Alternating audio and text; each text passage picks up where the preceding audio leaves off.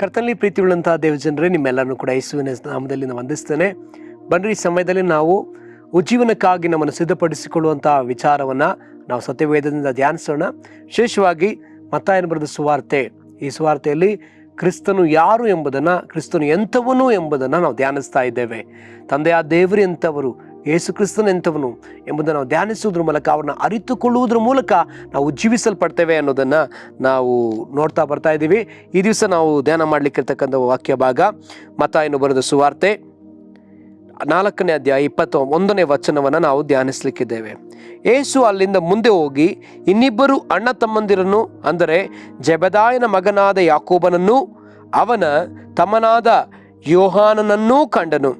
ಇವರು ತಮ್ಮ ತಂದೆಯಾದ ಜೆಬೆದಾಯನ ಕೂಡ ದೋಣಿಯಲ್ಲಿ ತಮ್ಮ ಬಲೆಗಳನ್ನು ಸರಿ ಮಾಡುತ್ತಿದ್ದರು. ಆತನು ಇವರನ್ನು ಕರೆದನು. ಕೂಡಲೇ ಅವರು ದೋಣಿಯನ್ನು ತಮ್ಮ ತಂದೆಯನ್ನೂ ಬಿಟ್ಟು ಆತನನ್ನು ಹಿಂಬಾಲಿಸಿದರು. ಬೇರೆ ಈ ದಿವಸ ನಾವು ಧ್ಯಾನ ಮಾಡಲಿಕ್ಕಿರ್ತಕ್ಕಂಥ ವಿಷಯ ಏನಂತ ಹೇಳಿದ್ರೆ, ಇಲ್ಲಿ ನಾವು ನೋಡುವಂಥ ವಿಷಯ, ಯೇಸು ಇಬ್ಬರು ಶಿಷ್ಯರನ್ನ ಕರೆದಾಗ, ಯಾರನ್ನ, ಯೋಹಾನ ಮತ್ತು ಯಾಕೋಬನ್ನ ಕರೆದಾಗ ಅವ್ರು ಮಾಡ್ತಿದ್ದ ಕೆಲಸವೇನಂತೆ, ಅವರು ಬಲೆ ಸರಿ ಮಾಡ್ತಾ ಇದ್ರು. ಇದಕ್ಕಿಂತ ಹಿಂದೆ ಯೇಸು ಪೇತ್ರ ಯೋಹಾನರನ್ನ ಕರೀತಾನೆ. ಪೇತ್ರ ಯೋಹಾನರು ಏನು ಮಾಡ್ತಿದ್ರು ಅಂದರೆ ಬಲೆ ಬೀಸ್ತಾ ಇದ್ರು. ಸೊ ಬಲೆ ಬೀಸ್ತಿದ್ದಂಥ ಪೇತ್ರ ಅಂದ್ರಿಯರನ್ನ ಕರೆದ್ರು. ಸೊ ಅವರು ಬಂದರು, ಯೇಸುವನ್ನು ಹಿಂಬಾಲಿಸುವರಾದರು. ಹಾಗೆ ಇಲ್ಲಿ ಬಲೆ ಸರಿ ಮಾಡ್ತಿದ್ದವರು ಕರೆಯಲ್ಪಟ್ಟಿದ್ದಾರೆ.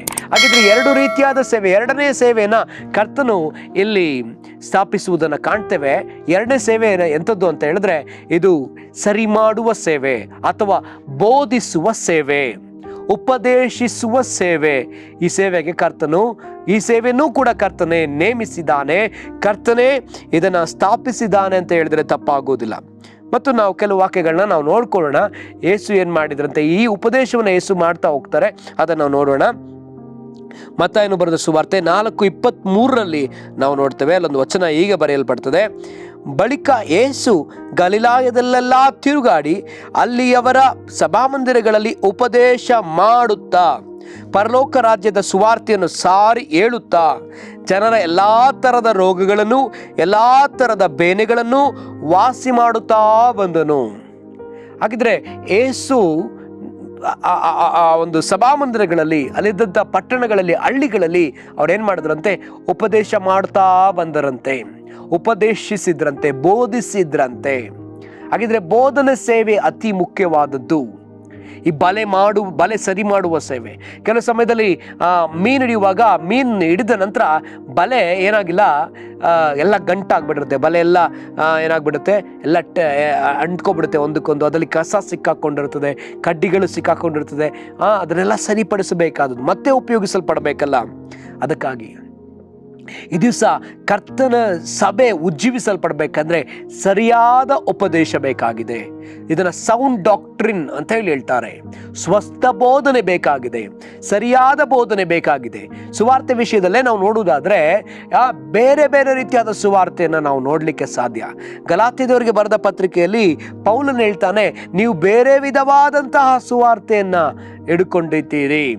ನಿಮಗೆ ಈ ಸುವಾರ್ತೆಯನ್ನು ಸಾರಿದವರು ಯಾರು? ಈ ನಾವು ಸಾರಿದ ಸುವಾರ್ತೆ ಅಲ್ಲದೆ ಬೇರೆ ಸುವಾರ್ತೆ ನಿಮಗೆ ಸಾರಲ್ಪಡುವುದಾದರೆ ಅದು ಯಾರೇ ಸಾರಿದ್ರು ಅವರು ಶಾಪಗ್ರಸ್ತರಾಗಲಿ ಎಂಬುದಾಗಿ ಪೌಲನು ಹೇಳುವುದನ್ನು ನಾವು ಕಾಣ್ತೇವೆ. 2 ಕೊರಿಂಥ 11ನೇ ಅಧ್ಯಾಯದಲ್ಲೂ ಕೂಡ ನಾವು ನೋಡ್ತೇವೆ. ಏನಂತೆ, ನೀವು ಹೊಂದದಿರುವ ಬೇರೆ ಆತ್ಮನ ಪ್ರೇರಣೆಯನ್ನು ನೀವು ಹೊಂದಿದ್ದೀರಿ. ಹಾಗಿದ್ರೆ ಈ ಕಳ್ಳ ಉಪದೇಶಗಳು ಕೂಡ ಇದೆ, ಸುಳ್ಳಾದ ಉಪದೇಶಗಳು ಕೂಡ ಇದೆ, ಸೈತಾನನು ತರುವ ಉಪದೇಶಗಳು ಕೂಡ ಇರುವುದನ್ನು ನಾವು ಕಾಣ್ತೇವೆ. ಆದರೆ ಯೇಸು ಕ್ರಿಸ್ತನು ಈ ಲೋಕದಲ್ಲಿದ್ದಾಗ ಆತನು ಸರಿಯಾದ ಉಪದೇಶಕನಾಗಿ, ಒಳ್ಳೆಯ ಬೋಧಕನಾಗಿ ಆತನು ಮುಂದುವರೆದದ್ದನ್ನು, ಆತನು ಎಲ್ಲ ಸಭಾಮಂದಿರಗಳಲ್ಲಿ, ಪಟ್ಟಣಗಳಲ್ಲಿ ಆತನು ಹೋಗ್ತಾ ಚಲಿಸ್ತಾ ಅದನ್ನು ಮಾಡಿದ್ದನ್ನು ನಾವು ಕಾಣ್ತೇವೆ. ಪ್ರಿಯರಾಗಿದ್ರೆ ಈ ಉಜ್ಜೀವನ ಬರಬೇಕಂತ ಹೇಳಿದ್ರೆ ನಮಗೆ ಒಳ್ಳೆಯ ಬೋಧನೆ ಬೇಕಾಗಿದೆ. ಸರಿಯಾದ ಬೋಧನೆ, ಸ್ಪಷ್ಟವಾದ ಬೋಧನೆ, ಸತ್ಯವೇದದ ಆಧಾರಿತವಾದ ಬೋಧನೆ ನಮಗೆ ಬೇಕಾಗಿದೆ. ನಾವು ನೋಡೋದಾದ್ರೆ ಸತ್ಯವೇದದಲ್ಲಿ ನಾವು ನೋಡೋದಾದ್ರೆ ಅಪೊಸ್ತಲರ ಕೃತ್ಯ 16ನೇ ಅಧ್ಯಾಯ ಅಂತ ಅನ್ಕೊಳ್ತೀನಿ. ಅಲ್ಲಿ ಬೆರೋಯ ಪಟ್ಟಣದವರು ಪೌಲ ಏನೇ ಬೋಧನೆ ಮಾಡಿದ್ರು ಕೂಡ ಅವ್ರು ಹೋಗಿ ಮನೆಯಲ್ಲಿ ಏನು ಮಾಡ್ತಿದ್ರಂತೆ, ಥೆಸಲೋನಿಕದವರಿಗಿಂತಲೂ ಸದ್ಗುಣರಾಗಿದ್ದವರು ಅವರು ಅದನ್ನು ಪರೀಕ್ಷಿಸ್ತಾ ಇದ್ರಂತೆ, ಶೋಧಿಸ್ತಾ ಇದ್ರಂತೆ. ಪೌಲನು ಹೇಳಿದ್ದು ಸರಿಯೋ ಅಲ್ಲವೋ ಅಂತ ಹೇಳಿ ಅವ್ರೇನು ಮಾಡ್ತಿದ್ರಂತೆ, ಅದನ್ನು ಪರೀಕ್ಷಿಸ್ತಾ ಇದ್ರು ಅನ್ನೋದನ್ನ ನಾವು ಕಾಣ್ತೇವೆ. ಅದನ್ನು ನಾವು ವಾಕ್ಯದ ಮೂಲಕ ತೆಗೆದುಕೊಂಡು ನೋಡೋಣ. ಅಪೊಸ್ತಲ ಕೃತ್ಯ 17ನೇ ಅಧ್ಯಾಯ 10ನೇ ವಚನದಿಂದ. ಕೂಡಲೇ ಸಹೋದರರು ರಾತ್ರಿಯಲ್ಲಿ ಪೌಲ ಸೀಲರನ್ನು ಬೆರೋಯಕ್ಕೆ ಕಳುಹಿಸಿಬಿಟ್ಟರು. ಅವರು ಅಲ್ಲಿಗೆ ಸೇರಿ ಯಹೂದ್ಯರ ಸಭಾಮಂದಿರದೊಳಗೆ ಹೋದರು. ಆ ಸಭೆಯವರು ಥೆಸಲೋನಿಕದವರಿಗಿಂತ ಸದ್ಗುಣವುಳ್ಳವರಾಗಿದ್ದು ದೇವರ ವಾಕ್ಯವನ್ನು ಶುದ್ಧ ಮನಸ್ಸಿನಿಂದ ಅಂಗೀಕರಿಸಿ, ಇವರು ಹೇಳುವ ಮಾತು ಹೌದೋ ಏನೋ ಎಂಬ ವಿಷಯದಲ್ಲಿ ಪ್ರತಿದಿನವೂ ಶಾಸ್ತ್ರ ಗ್ರಂಥಗಳನ್ನು ಶೋಧಿಸುತ್ತಿದ್ದರು. ಸೊ ನೋಡ್ರಿ ಪ್ರಿಯರೇ, ನಾವು ಈ ದಿನ ಅನೇಕ ಭಾಗಗಳಲ್ಲಿ ಬೋಧನೆ ಕೇಳ್ತಾನೆ ಇದ್ದೀವಿ. ನೀವು ಕೂಡ ಯೂಟ್ಯೂಬ್ನಲ್ಲಿ ವಾಕ್ಯ ಕೇಳ್ತಾ ಇದ್ದೀರಿ, ನನ್ನ ವಾಕ್ಯವನ್ನು ನೀವು ಕೇಳ್ತಾ ಇದ್ದೀರಿ, ನಾನು ಉಪದೇಶಿಸುವುದನ್ನು ಕೇಳ್ತಾ ಇದ್ದೀರಿ. ಸೊ ಹಾಗಿದ್ರೆ ಯೂಟ್ಯೂಬಲ್ಲಿ ಬೇರೆ ಬೇರೆ ಚಾನಲ್ಸ್ ಇದ್ದಾವೆ, ಬೇರೆ ಬೇರೆ ಬೋಧಕರುಗಳು ಬೋಧಿಸ್ತಾ ಇದ್ದಾರೆ. ಮತ್ತು ಪುಸ್ತಕಗಳ ಮೂಲಕವಾಗಿ ದೇವರ ವಾಕ್ಯ, ಮತ್ತು ವಾಟ್ಸಪ್ ಮೂಲಕವಾಗಿ ದೇವರ ವಾಕ್ಯ, ಟ್ವಿಟರ್ ಮೂಲಕವಾಗಿ, ಇನ್ಸ್ಟಾಗ್ರಾಮ್ ಮೂಲಕವಾಗಿ, ಫೇಸ್ಬುಕ್ ಮೂಲಕವಾಗಿ, ಮತ್ತು ಟ್ರ್ಯಾಕ್ಸ್ಗಳ ಮೂಲಕವಾಗಿ, ಪುಸ್ತಕಗಳ ಮೂಲಕವಾಗಿ, ಬೇರೆ ಬೇರೆ ರೀತಿಯಲ್ಲಿ ಬೇರೆ ಕೂಟಗಳನ್ನ ನಡೆಸೋದ್ರ ಮೂಲಕವಾಗಿ ವಾಕ್ಯಗಳನ್ನ ಕೇಳ್ತಾ ಇದ್ದೇವೆ. ನಾನು ಕೇಳುತ್ತಿರುವ ವಾಕ್ಯವು ಸತ್ಯವೇದಕ್ಕನುಗುಣವಾಗಿದೆಯೋ? ಇದು ಶುದ್ಧವಾದ ಬೋಧನೆಯೋ? ಇದು ಸರಿಯಾದ ಉಪದೇಶವೋ? ತುಂಬ ಮುಖ್ಯ. ದೇವರು ಯೇಸು ಸ್ವಾಮಿ ಉಪದೇಶಿಸುವಾಗ ಏನಾಯ್ತಂತೆ, ಅವರು ಉಪದೇಶಿಸಿದಕ್ಕೆ ತಕ್ಕ ಕಾರ್ಯಗಳಿಂದ ಅವರು ಅದನ್ನ ರುಜುವಾತು ಪಡಿಸ್ತಾ ಇದ್ರು, ಸಾಬೀತು ಮಾಡ್ತಾ ಇದ್ರು. ಯೇಸು ಸ್ವಾಮಿ ಉಪದೇಶಿಸಿದ ಮೇಲೆ ಅವ್ರು ಏನ್ ಮಾಡ್ತಿದ್ರಂತೆ, ಅವರು ಉಪದೇಶ ಮಾಡುತ್ತಾ ಪರಲೋಕ ರಾಜ್ಯದ ಸುವಾರ್ತೆಯನ್ನು ಸಾರಿ ಹೇಳುತ್ತಾ ಜನರ ಎಲ್ಲಾ ತರದ ರೋಗಗಳನ್ನು, ಎಲ್ಲಾ ತರದ ಬೇನೆಗಳನ್ನು ವಾಸಿ ಮಾಡುತ್ತಾ ಬಂದರು. ಹಾಗಿದ್ರೆ ಈ ಸಾರುವ ವಾಕ್ಯ ನಮ್ಮ ಜೀವಿತದಲ್ಲಿ ಒಂದು ಇಂಪ್ಯಾಕ್ಟ್ ತರಬೇಕು. ನಾವು ಕೇಳುವ ವಾಕ್ಯ ನನ್ನ ಜೀವನದಲ್ಲಿ ಏನಾದರೂ ಒಂದು ಪರಿಣಾಮನ ಉಂಟು ಮಾಡ್ತಾ ಇದೆಯೋ, ಸರಿಯಾದ ಪರಿಣಾಮ ನನ್ನ ಒಳಗಡೆ ಬರ್ತಾ ಇದೆಯೋ, ನನ್ನ ಹೃದಯ ಶುದ್ಧೀಕರಿಸಲ್ಪಡ್ತಾ ಇದೆಯೋ, ನಾನು ಒಳ್ಳೆ ಮನಸ್ಸಾಕ್ಷಿ ಉಳ್ಳವನಾಗ್ತಾ ಇದ್ದೀನೋ, ದೇವರಿಗೆ ಭಯಪಡುವವನಾಗ್ತಾ ಇದ್ದೀನೋ, ದೇವರಿಗೆ ಹತ್ತಿರ ಆಗ್ತಾ ಇದ್ದೀನೋ, ದೇವರ ವಾಕ್ಯಕ್ಕೆ ಅನುಗುಣವಾಗಿ ನಡ್ಕೊಳ್ತಾ ಇದ್ದೀನೋ, ಇದು ತುಂಬ ಮುಖ್ಯ. ಅಥವಾ ನಾನು ವಾಸಿ ಆಗ್ತಾ ಇದ್ದೀನೋ, ನಾನು ಗುಣ ಹೊಂದುತ್ತಾ ಇದ್ದೇನೋ, ಆಗಿದ್ದರೆ ಇದು ಸರಿಯಾದ ಉಪದೇಶ. ಸೊ ನಾವು ಅದನ್ನು ಕೂಡ ನಾವು ವಾಕ್ಯದಲ್ಲಿ ನಾವು ನೋಡ್ಕೊಳ್ಳೋಣ. ಪೌಲನು ತಿಮೋಥೆಯನಿಗೆ ಬರೆದ ಮೊದಲನೆಯ ಪತ್ರಿಕೆ 1ನೇ ಅಧ್ಯಾಯ 5ನೇ ವಚನ. ಶುದ್ಧ ಹೃದಯ, ಒಳ್ಳೆ ಮನಸ್ಸಾಕ್ಷಿ, ನಿಷ್ಕಪಟವಾದ ನಂಬಿಕೆ ಎಂಬುವುಗಳಿಂದ ಹುಟ್ಟಿದ ಪ್ರೀತಿಯೇ ದೇವ ವಾಕ್ಯೋಪದೇಶದ ಗುರಿಯಾಗಿದೆ. ಇದು ವಾಕ್ಯದಲ್ಲಿ ನೋಡುವಾಗ 1ನೇ ಅಧ್ಯಾಯ 5ನೇ ವಚನದಲ್ಲಿ ನೋಡುವ ಪ್ರಕಾರ ಈ ಶುದ್ಧ ಹೃದಯ, ಒಳ್ಳೆ ಮನಸ್ಸಾಕ್ಷಿ, ನಿಷ್ಕಪಟವಾದ ನಂಬಿಕೆ, ಈ ಸಂಗತಿಗಳು ವಾಕ್ಯೋಪದೇಶದ ಒಂದು ಗುರಿಯಾಗಿದೆ. ವಾಕ್ಯ ಉಪದೇಶ ನಡೆಯುವಾಗ ಈ ಸಂಗತಿಗಳು ನಮ್ಮಲ್ಲಿ ಆಗಬೇಕಾಗಿದೆ. ಯೇಸು ಕ್ರಿಸ್ತನ ವಾಕ್ಯವನ್ನು ಕೇಳಿದವರ ಹೃದಯ ಕುದೀತು ಅಂತ ಹೇಳಿ ನಾವು ನೋಡ್ತೇವೆ. ಯೇಸು ಕ್ರಿಸ್ತನ ವಾಕ್ಯವನ್ನು ಕೇಳಿದವರೊಳಗಡೆ ದೇವರ ಭಯ ಉಂಟಾಯಿತು. ಕೆಲವರು ಗುಣ ಹೊಂದಿದ್ರು, ಕೆಲವರು ಸ್ವಸ್ಥರಾದ್ರು, ಕೆಲವರು ದೇವರ ಕಡೆಗೆ ತಿರುಕೊಂಡ್ರು. ನಾವು ನೋಡ್ತೇವೆ, ಆ ಒಂದು ಜಕ್ಕಾಯನ ಮನೆಗೆ ಯೇಸು ಸ್ವಾಮಿ ಹೋಗ್ತಾರೆ. ಯೇಸು ಸ್ವಾಮಿ ಹೋಗಿ ಆ ಮನೆಯಲ್ಲಿ ಮಾತಾಡ್ತಾ ಇದ್ದಾಗೆ ಆತನ ಮಾತು ಅಲ್ಲಿದ್ದಂಥ ಜಕ್ಕಾಯನ ಮನಸ್ಸನ್ನು, ಹೃದಯವನ್ನು ಮಾರ್ಪಡಿಸ್ತು. ಆತನು ಮಾಡುತ್ತಿದ್ದ ತಪ್ಪನ್ನ ಆತನು ಬಿಟ್ಟು ಕರ್ತನನ್ನು ಹಿಂಬಾಲಿಸುವಂತೆ ಮಾಡ್ತು, ಆತನು ಸರಿಯಾದ ಮಾರ್ಗದಲ್ಲಿ ನಡೆಯುವಂತೆ ಮಾಡ್ತು. ಹಾಗಿದ್ದರೆ ಈ ಉಪದೇಶ ಅತಿ ಮುಖ್ಯವಾಗಿದೆ. ಇವು ಜೀವನದಲ್ಲಿ ಈ ಉಪದೇಶ ಅತಿ ಮುಖ್ಯವಾಗಿದೆ. ಈ ಉಪದೇಶವನ್ನ ನಾವು ಯೇಸು ಕ್ರಿಸ್ತನ ಸಮಯದಲ್ಲಿ ನೋಡೋದಾದ್ರೆ, ಯೇಸು ಸ್ವಾಮಿ ಉಪದೇಶವನ್ನ ಸುಂದರವಾಗಿ ಮಾಡಿದ್ರು. ಈ ಲೋಕದಲ್ಲಿದ್ದಾಗ ಅವರು ಏನು ಮಾಡಿದ್ರಂತೆ, ಉಪದೇಶ ಮಾಡ್ತಾ ಹೋದ್ರಂತೆ. ಅದಕ್ಕೆ ಕೆಲವು ವಾಕ್ಯ ಆಧಾರ ಅಧ್ಯಯನ ಅದೆಲ್ಲ ನೋಡ್ತಾ ಹೋಗೋಣ. ಮತ್ತಾಯ ಬರೆದ ಸುವಾರ್ತೆ 4ನೇ ಅಧ್ಯಾಯ 24, 24 ಮತ್ತು 25 ವಚನಗಳನ್ನ ನಾವು ನೋಡ್ತೇವೆ. ಬಳಿಕ ಯೇಸು ಗಲಿಲಾಯದೆಲ್ಲ ತಿರುಗಾಡಿ ಅಲ್ಲಿರುವ ಸಭಾಮಂದಿರಗಳಲ್ಲಿ ಉಪದೇಶ ಮಾಡುತ್ತಾ ಪರಲೋಕ ರಾಜ್ಯದ ಸುವಾರ್ತೆಯನ್ನು ಸಾರಿ ಹೇಳುತ್ತಾ ಜನರ ಎಲ್ಲಾ ತರದ ರೋಗಗಳನ್ನು, ಎಲ್ಲಾ ತರದ ಬೇನೆಗಳನ್ನು ವಾಸಿ ಮಾಡುತ್ತಾ ಬಂದನು. ಆತನ ಸುದ್ದಿಯು ಸಿರಿಯಾ ದೇಶದಲ್ಲೆಲ್ಲ ಬಿದ್ದರಿಂದ ಮೈಯಲ್ಲಿ ನೆಟ್ಟಗಿಲ್ಲದವರನ್ನು, ಅಂದರೆ ತರತರದ ರೋಗ ಬಾಧೆಗಳಿಂದ ಕಷ್ಟಪಡುತ್ತಿದ್ದವರನ್ನು, ದೆವ್ವ ಹಿಡಿದವರನ್ನು, ಮೂರ್ಛಾರೋಗಿಗಳನ್ನು, ಪಾರ್ಶ್ವವಾಯುವವರನ್ನು ಆತನ ಬಳಿಗೆ ಕರೆತಂದರು. ಆತನು ಅವರನ್ನು ಸ್ವಸ್ಥ ಮಾಡಿದನು. ಹಾಗಿದ್ರೆ ಈ ಉಪದೇಶವೇ ಅವರನ್ನು ಸ್ವಸ್ಥ ಮಾಡಿಯದೆ. ಈ ಉಪದೇಶ ಕೇಳಿದ ನಂತರ, ಈ ಸುವಾರ್ತೆ ಕೇಳಿದ ನಂತರ ಅವರೆಲ್ಲರೂ ಗುಣಪಡಿಸಲ್ಪಟ್ಟಿದ್ದಾರೆ. ಮತ್ತು ಮತ್ತಾಯ ಬರೆದ ಸುವಾರ್ತೆ 7ನೇ ಅಧ್ಯಾಯದಲ್ಲೂ ಕೂಡ ನಾವು ನೋಡ್ತೇವೆ, ಯೇಸು ಈ ಮಾತುಗಳನ್ನು ಹೇಳಿ ಮುಗಿಸಿದ ಮೇಲೆ ಆ ಜನರ ಗುಂಪುಗಳನ್ನು ಆತನು ಉಪದೇಶಕ್ಕೆ ಆಶ್ಚರ್ಯಪಟ್ಟವು. ಯಾಕೆಂದರೆ ಆತನು ಅವರ ಶಾಸ್ತ್ರಿಗಳಂತೆ ಉಪದೇಶ ಮಾಡದೆ ಅಧಿಕಾರವಿದ್ದವನಂತೆ ಅವರಿಗೆ ಉಪದೇಶ ಮಾಡುತ್ತಿದ್ದನು. ಮತ್ತಾಯ 5ನೇ ಅಧ್ಯಾಯ, 6ನೇ ಅಧ್ಯಾಯ, 7ನೇ ಅಧ್ಯಾಯದಲ್ಲಿ 3 ಅಧ್ಯಾಯಗಳಲ್ಲಿ ಕೂಡ ನಾವು ನೋಡುವಂಥ ವಿಷಯ, ಆತ ಅಧಿಕಾರವಿದ್ದವನಂತೆ ಉಪದೇಶಿಸಿದ್ದಾನೆ. ಫರಿಸಾಯರು, ಸದ್ದುಕಾಯರು, ಶಾಸ್ತ್ರಿಗಳು ಮಾಡೋ ಉಪದೇಶ ಹೇಗಿತ್ತು ಅಂತ ಹೇಳಿದ್ರೆ, ಅವರಲ್ಲಿ ಆ ಮಾತಿನ ಅಧಿಕಾರ ಇಲ್ಲದೆ ಇರೋದನ್ನು ನಾವು ಕಾಣ್ತೇವೆ.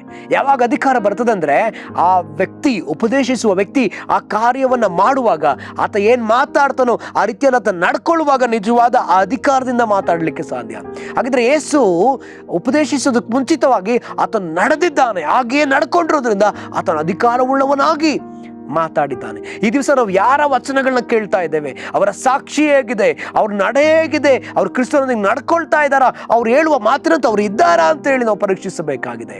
ಒಬ್ಬ ವ್ಯಕ್ತಿಯನ್ನ ಸುಳ್ಳು ಉಪದೇಶಕರಾಗ್ಲಿ, ಪ್ರವಾದಿಗಳಾಗ್ಲಿ, ಬೋಧಕರಾಗ್ಲಿ ಅವ್ರನ್ನ ಹೇಗೆ ಕಂಡುಕೊಳ್ತೀವಂತೆ, ಅವರ ಫಲಗಳಿಂದ ನಾವು ಅವ್ರನ್ನ ಕಂಡುಕೊಳ್ಳಲಿಕ್ಕೆ ಸಾಧ್ಯ. ಸೊ ಯೇಸು ಸ್ವಾಮಿಯೇ ಒಳ್ಳೆ ಉಪದೇಶಕನಾಗಿದ್ದಾನೆ. ಆತನು ಸತ್ಯವೇದದಲ್ಲಿ ಅನೇಕ ಉಪದೇಶಗಳನ್ನ ಇಟ್ಟಿದ್ದಾನೆ. ದಯಮಾಡಿ ಇದನ್ನು ಕೂತು ಓದ್ರಿ, ಧ್ಯಾನಿಸ್ರಿ, ಮತ್ತೆ ಮತ್ತೆ ಓದ್ರಿ. ಮತ್ತಾಯ ಬರೆದ ಸುವಾರ್ತೆ, ಮಾರ್ಕ, ಲೂಕ, ಯೋಹಾನ, ಅಪೊಸ್ತಲ ಕೃತ್ಯ, ಪೌಲನು ಬರೆದಂತಹ ಪತ್ರಿಕೆಗಳು, ಯೋಹಾನ ಬರೆದಂತಹ ಪತ್ರಿಕೆಗಳು ತಿರುಗಿ ಓದ್ರಿ.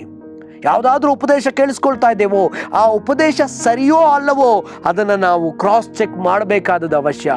ಬೆರೋಯ ಪಟ್ಟಣದವ್ರ ಥರ ನಾವು ಕ್ರಾಸ್ ಚೆಕ್ ಮಾಡಬೇಕು.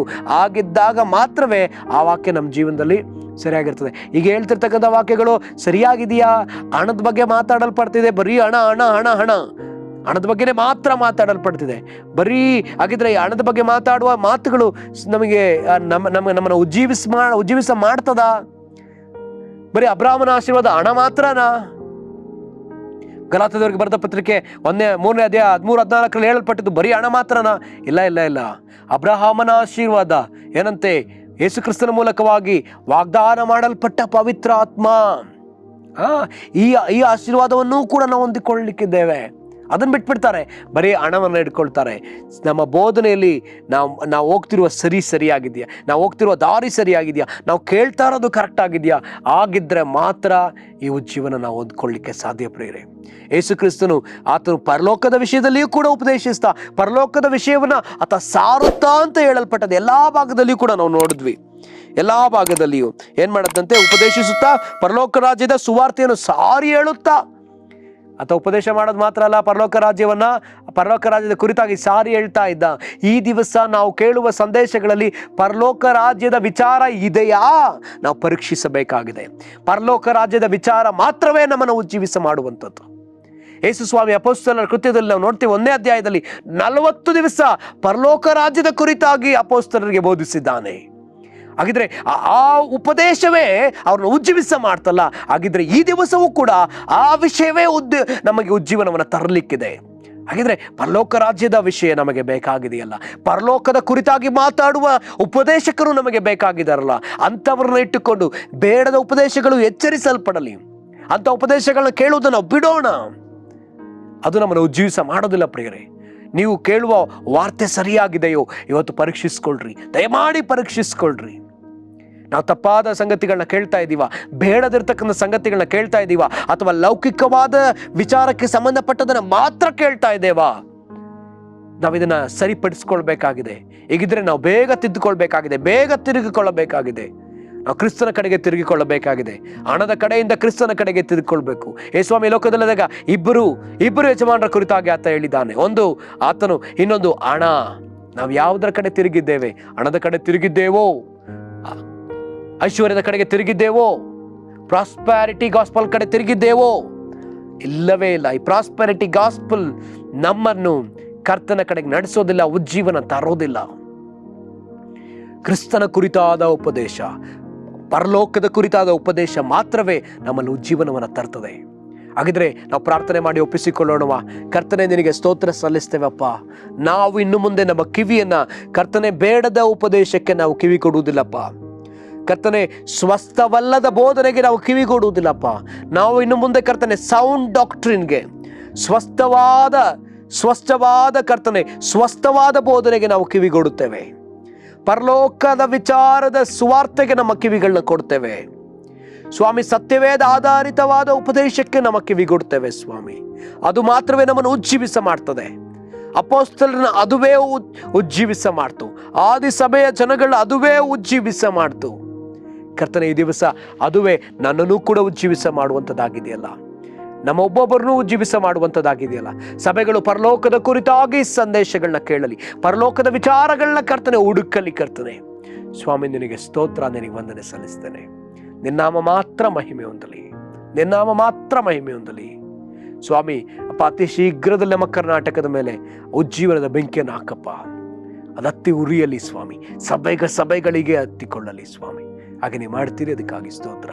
ಯೇಸುವಿನ ಹೆಸರಲ್ಲಿ ಪ್ರಾರ್ಥಿಸ್ತೇನೆ ಪ್ರೀತಿಯ ತಂದೆಯ ದೇವರೇ, ಆಮೆನ್, ಆಮೆನ್. ಕರ್ತನು ನಿಮ್ಮೆಲ್ಲರನ್ನು ಆಶೀರ್ವಾದ ಮಾಡಲಿ. Praise the lord.